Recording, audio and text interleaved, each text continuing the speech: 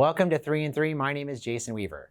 Today we're going to be talking about the anatomy of a recession, starting with the three market punches, the bottoming process, and equity positioning. So the three market punches, it started with the arrival of coronavirus in late 2019 in China. And as those cases started to make their way into the United States in 2020, the stock market started to get very erratic. The second was the Saudi-Russia oil feud. And what happened is that Russia wouldn't cut their oil production, and Saudi Arabia reacted to that. We actually saw negative oil prices at one point. And lastly was the government-mandated shutdowns, and that was in response to trying to stop the spread of COVID-19. So you can see here from the chart, as the first confirmed cases started to occur in China, the stock market wasn't paying much attention. But as those cases started to move into the United States, we started to see some major drops. The Federal Reserve reacted in response and started cutting interest rates. But when that feud occurred, you could see the stock market had the greatest drop in history. And that last punch, again, was the government-mandated shutdown to stop the spread.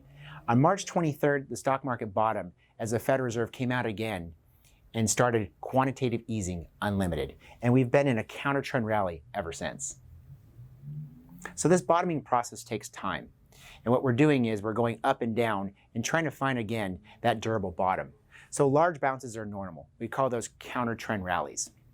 And lastly, we don't know if that March low is going to be the official bottom. We're looking again to see if that is truly a durable bottom.